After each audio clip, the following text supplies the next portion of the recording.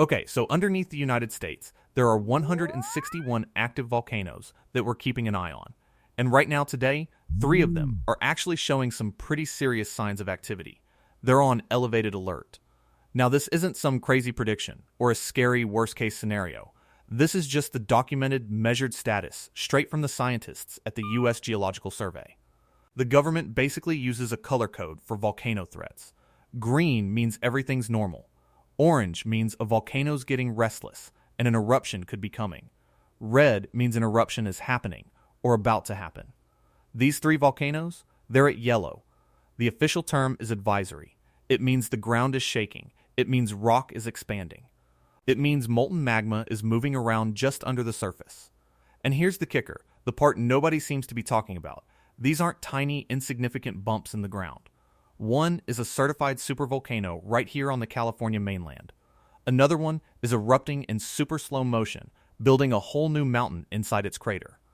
And the third is the country's most active and destructive volcano, and it's basically recharging after an eruption that literally wiped a town off the map just a few years ago. So, 3 volcanoes, 3 alerts, 3 reminders of just how powerful the Earth is, and that the ground under our feet is never really still. I mean, what does it truly mean to live on land that's actually coming alive? In California's eastern Sierra Nevada, surrounded by huge granite peaks and beautiful lakes, there's a 20-mile-long dent in the earth called the Long Valley Caldera. It's home to Mammoth Lakes, a world-class ski resort, a place people go to relax. But it's also built on a geological ticking time bomb. Right now, the floor of that valley is rising. Not by tiny bits over centuries. No, it's swelling by about an inch every single year. That's not just a seasonal thing. It's not some weird geological fluke. That's the direct result of new magma building up deep inside a huge chamber, miles below the resort town. A giant pool of molten rock that's pushing the Earth's crust upwards. That's what the super-sensitive GPS instruments all over the caldera floor are measuring. Every day, the California Volcano Observatory, Calvo for short, pores over that data. And the data tells a pretty unsettling story. The swelling isn't the only sign of life. The whole region is buzzing with almost constant earthquake swarms. These are clusters of small tremors, happening mostly in the southern part of the caldera, about 3 to 6 miles down. That's right where scientists think magmatic gases and fluids are forcing their way through cracks in the rock. To give you a clearer picture, the tremors you see on a seismograph in a lab, people in Mammoth Lakes feel those as gentle but persistent. Shudders in their homes and businesses. It's a physical reminder of what's lurking underneath. It's when the numbers on a screen suddenly become the ground moving right under your feet. And here's something that should truly make you pause. This quiet valley was once the site of one of the biggest volcanic eruptions in the planet's history. 767,000 years ago, Long Valley wasn't like this at all. Then, in one massive, catastrophic event, the volcano there just blew up. It was such a huge eruption that it registered as an 8 on the Volcanic Explosivity Index. A VE8. A super eruption. It blasted out over 1,000 cubic kilometers of superheated rock and ash, a pyroclastic flow that buried 600 square miles of what's now California and Nevada under hundreds of feet of scorching material. We call that material the Bishop Tuff, and the giant hole it left behind is the Long Valley Caldera. For most of human history, that event was just ancient geology, a story etched in stone, a huge scar on the land, until May of 1980. That month, the ground here started to shake violently. Not just little tremors, but a really intense series of major earthquakes, including 4 separate magnitude 6 quakes in just a few days. At the same time, the central part of the caldera, an area scientists call the resurgent dome, actually bulged up by almost a foot. The sleeping giant was waking up. That event was so alarming, it directly led to the creation of the California Volcano Observatory. The USGS basically realized they needed a dedicated team to watch all this, to understand if 1980 was just a fluke or if it was the start of something much bigger. They've been watching for over 40 years now, and the unrest has never completely stopped. The ground has kept rising, more than 2.5 feet in total since the late 1970s. the earthquake swarms come and go, and that advisory/yellow alert status, it just stays there. So, this is the real meaning of a yellow alert in a place like Long Valley. It's not a screaming alarm for an immediate VE8 supereruption. Scientists, like Margaret T. Mangan, the former head of Calvo, spent years explaining that the chance of that happening any given year is incredibly tiny. But the alert is a formal acknowledgement that the system is active, that magma is causing it, and that smaller eruptions, the kind that have happened here every few hundred years for thousands of years, are a much more realistic possibility. It's a state of constant, low-level tension. It's admitting there's a hazard that works on a timeline way longer than a human life, but you can see its symptoms every single day. An inch of ground rise might seem like nothing, but when that ground is the lid on top of a known supervolcano, an inch a year is a number you have to respect. That inch is like the breath of a monster. Thousands of miles northwest, in the remote, foggy Aleutian Islands of Alaska, a second American volcano is also at advisory/yellow. But its story isn't about what might happen. It's about what is happening right now. Great Sitkin Volcano has been erupting non-stop since July of 2021, for over 5 years. No, I didn't make a mistake. That's not a typo. It's an ongoing eruption that's gotten almost zero national attention. That's because this isn't an eruption of fire and fury. There's no giant ash cloud poisoning the sky. It's a quiet, steady, slow-motion eruption.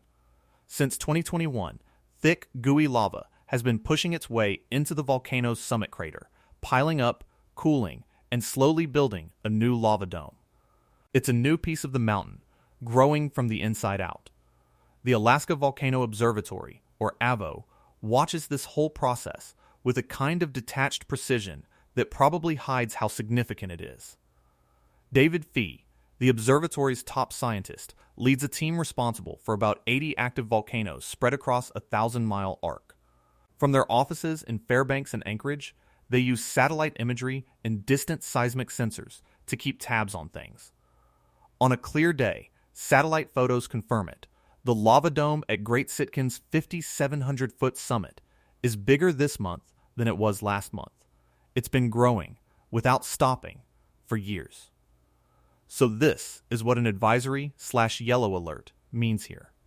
It's not a guess about a future event. It's a description of something that's currently happening. It's a technical statement that lava is reaching the surface. The volcano is active. It's in a state of effusive eruption.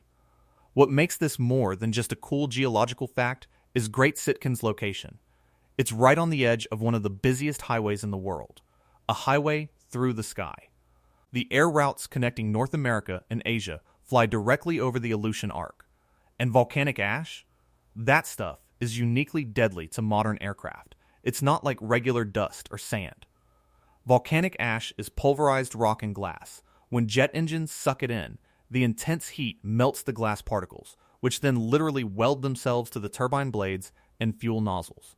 The engine chokes. It loses power. It can completely die and fail. So an eruption from an Alaskan volcano that sends an ash cloud up to 30,000 feet could totally shut down international air travel for days, costing airlines billions and leaving tens of thousands of people stranded. The AVO isn't just about geologists. They work for the Federal Aviation Administration, for air traffic controllers in Oakland and Tokyo. Those color codes, green, yellow, orange, red, they're not just for public info. They're critical data for keeping planes full of people from flying straight into a cloud of microscopic glass shards at 500 miles an hour. Great Sitkin itself doesn't really pose much direct risk. The island is uninhabited. The nearest town, a dock, is 26 miles away, which is far enough to be safe from this slow-moving activity. The danger is mostly confined to the summit. But the volcano is a symbol of Alaska's immense and largely hidden volcanic power. This isn't Hawaii. This isn't the Cascades. This is America's volcanic kingdom. A place where eruptions are just a normal part of the landscape, where scientists at AVO track plumes and tremors as part of their daily routine. The yellow alert at Great Sitkin is a reminder that an eruption doesn't have to be explosive to be important. It just has to be happening. And for 5 years, magma has been reaching the surface, steadily, quietly, relentlessly. building a new peak in a place almost no one will ever see, under a sky almost everyone has flown through. But for the third volcano on alert, the story isn't about a slow awakening or quiet growth.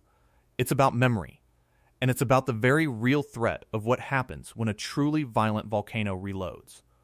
On the big island of Hawaii, Kilauea is at advisory/yellow. And Kilauea doesn't do quiet.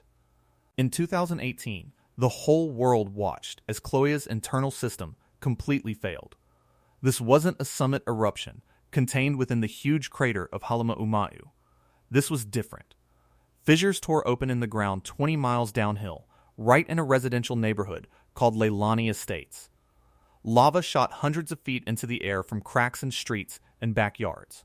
Rivers of molten rock flowed through forests and farmland, destroying everything in their path. Over 3 months, more than 700 homes were wiped out. An entire community, Vacationland, was erased from the map, buried under 50 feet of black rock. Just the damage to public infrastructure and the response costs were over $800 million. That wasn't some ancient historical event. That was 2018. The people who lost their homes are still trying to rebuild their lives. The scars on the landscape are still fresh. And now, the volcano is showing signs it's getting ready to do it again. Ken Hahn, who runs the Hawaiian Volcano Observatory, has called the 2018 eruption a major resetting of the volcano's system. The decades-long eruption at Puhu had finally stopped. The summit caldera itself had collapsed. Now scientists are seeing the system repressurize. The volcano is basically refilling with magma, and the signs are completely clear. The latest weekly update from the HVO from July 17, 2026, is written in that calm, precise language of geology, but what it describes is a giant stirring from a short nap. Earthquake activity beneath Kilauea's summit is still high. That means a steady drumbeat of small earthquakes, the classic sign of rock cracking and shifting as magma forces its way into underground storage areas. Summit tiltmeters, which are instruments so sensitive they can measure the change in slope if a ladybug crawls on them, are showing an inflationary trend. The ground itself is swelling, puffing up like a lung taking a breath. This is exactly what a volcano does before it erupts. This is the very specific and very dangerous meaning of advisory/yellow at Kilauea. It's not an ongoing eruption. It's not a long-term swell. It's a state of active, tense anticipation. It's the pause between acts in a really violent play. Since the 2018 collapse, Kilauea has had a few short eruptions, all confined within the summit crater. On September 10, 2023, a fissure opened and filled part of the crater floor with lava for about a week. These are seen as like pressure release valves. The system fills up, pressure builds, and a small eruption lets some of it out. But the overall trend is toward refilling. Sometimes, the magma doesn't even make it to the surface. It moves upwards, causing earthquakes and ground deformation, but then stops before it erupts, hardening into subterranean rock. It's a failed eruption, almost, but the energy is still there. The heat is still there. The pressure is still building. The HVO has said that an eruption in the summit region could happen with very little, or no. Warning, that's what yellow means here. It's the sound of a clock ticking.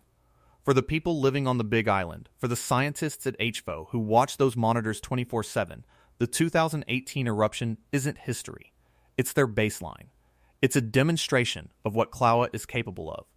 And every tremor, every tiny bit of ground tilt, is measured against that terrifying potential. The alert is yellow because there's no lava flowing through a neighborhood yet, but magma is flowing just out of sight, repressurizing the system that so recently caused so much devastation. So you've got 3 volcanoes, all at the same government alert level, all at advisory/yellow. But that one color describes 3 totally different realities. At Long Valley, it means a proven supervolcano is basically breathing. The ground is rising 1 inch a year over a magma chamber that once tore a continent apart. It's a story of immense, long-term potential danger. A low-chance, high-impact threat that announces itself with daily tremors and swelling earth. At Great Sitkin, it means a volcano is actively, but quietly, erupting. It's been going for 5 years. It's a story about the hidden industrial landscape of our planet, a mountain building itself in a remote wilderness, posing a constant, invisible threat to the global air travel network that flies right over it. And at Kilauea, it means a notoriously violent volcano is recharging. It's a story of recent trauma and future threat. A warning that the system is repressurizing for its next performance, with the memory of the last one still painfully fresh. This is why nobody's talking about it, because the word yellow just doesn't sound like a crisis. It sounds like caution. It sounds controllable. An inch of groundswell per year doesn't make the evening news. A slow lava dome growing in a remote crater isn't threatening anyone's home. A volcano that's quiet between eruptions is super easy to ignore. The headlines aren't going crazy. National attention has just moved on. But the USGS isn't trying to generate headlines. Their job is to report what's actually happening. And the reality is that the forces that build and destroy worlds are at work. Today. Right now. John Major, who heads the entire USGS Volcano Hazards Program, oversees the network that produces these alerts. His job isn't to manage public perception. It's to state the facts. The fact is, magma is building up beneath a California resort town. The fact is, lava is reaching the surface in Alaska. The fact is, one of the world's most active volcanoes is swelling with new magma after a devastating eruption. This isn't about predicting the exact moment the next disaster will hit. Science just can't do that. This isn't about living in fear of the ground. It's about understanding what the ground is actually doing, right now. It's about realizing that yellow isn't a declaration of safety. It's a precise technical statement that things are unstable, a measurement of titanic forces building just out of sight. These three volcanoes are making themselves known. Their stories are written in seismic waves, in satellite photos, in centimeters of uplifted rock. And those alerts are an invitation to listen. To understand that the Earth isn't just a static stage. It's a live, dynamic, and endlessly powerful system. And these three spots are where that power is making itself felt today. All the other 158 volcanoes the USGS